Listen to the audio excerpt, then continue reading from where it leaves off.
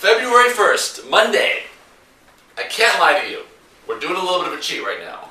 You probably noticed. I'm wearing the same shirt, same mug. Everything's the same. The reason for that is because I am in Vegas right now. That's right, in Las Vegas. And while I'm there, I'm going to try to get some video for you guys and maybe use it on the daily tip. So we're doubling up on the tips on this day, so we can go on. We can go on with the daily tip. Or the studio audience is going to be very upset, and you know how they get. They're way unruly. So this is why I can't lie to you. It's the same day, but it is a Monday's tip. And here's what's interesting about Monday's tip: the tips are written in advance, way in advance, by me, nobody else but me, and sometimes they coincide with what your questions are going to be. And a day or two ago, I talked to you about George Small from the fan page on the Facebook, who was asking about wallpaper, and guess what today's daily tip is? Oh yeah, that's right.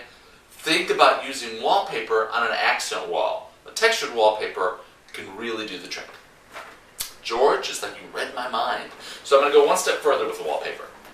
I talked about the wallpaper and how fantastic it is, and how I do not think it is out of style. As a matter of fact, I think it's very much in style. It's all about the type of wallpaper you use. There are a lot of wallpapers on the market right now that are literally not appeal and stick, but a real easy wallpaper to adhere. One of the biggest challenges with wallpaper is not so much sometimes putting it up as it is taking it down. Because we've all had that experience where we have tried to remove old wallpaper in a home or an apartment, and you are scraping it, and just doing everything you can close to bulldozing that wall to get it down. But there's this type of wallpaper that a couple manufacturers carry. One I do believe is York wall coverings. I have no affiliation with York. But they have a peel-away wallpaper. You put it up normally, and if you get tired of it or you want it, you kind of sort of peel it like a banana peel. You kind of peel it down and it comes off, and it's pretty awesome. It doesn't come in as many colors and styles as you would like, but there are some really great ones. So do your research with wallpaper. Don't be afraid. It's that whole thing that we talk about, going outside of your comfort zone sometimes, and look for new ways to spruce up your room.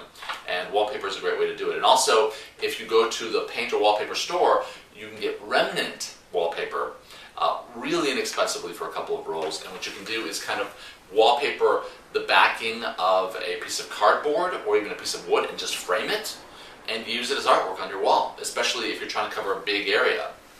It's fantastic because you're not committing to putting it up on the wall, but it's also covering your wall, which is really nice. Okay, we have a question from Tom in Atlanta. And Tom in Atlanta, hey Tom, how are you? Asks, I love Atlanta actually. I've been there many times. And Savannah, I love Savannah, Georgia. So fantastic. The food, again. Yeah, that's right. Can I paint over tile? You can. I don't recommend it. It's not my favorite thing to do. I think that if you have tile that you're not happy with, then I would recommend retiling, ripping off the tile and just retiling. But that's a big project. The way that you can paint over tile is a many-layered process. You have to use an industrial cleaner and really just scrub the heck out of that tile. Make sure it's really, really clean, and any loose grout has been removed.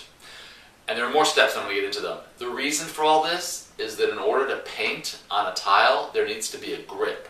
There needs to be a surface that has a certain amount of grip, and tile doesn't, because it's usually shiny and slick and smooth, and you paint right over that, and the paint's going to peel off, or it's going to scratch off really easily. So we're trying to create a great surface for grip. So after you clean it really well and you get rid of any loose grout, you use an orbital sander to, this is where you're roughing up the tile, like a 220 grit sandpaper works really well. And after you've done that, you're going to have to prime. And after you've primed, you're going to have to use not a hand sander, but a sandpaper with your hand and lightly go over it to remove any of the excess. And then I would recommend a couple of thin layers of an oil-based semi-gloss or gloss paint.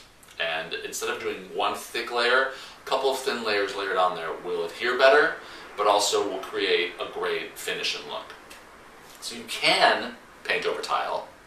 It takes a few, if not a lot, of very, very specific steps, and I highly recommend that wherever you're going to get the paint and the sandpaper and the primer, you talk to an expert there who can really give you the step-by-step. But that's pretty much it. Clean it, sand it, prime it, sand it, paint it, and then you're good to go. Alright, so February 1st, Monday today, not really in my world, but I hope you have a great February, and I will try to get a video for you guys from Vegas. And in the meantime, go to angelohome.com, ask your questions on the Ask Angelo page. You know what to do. It's really simple. Have a fantastic day.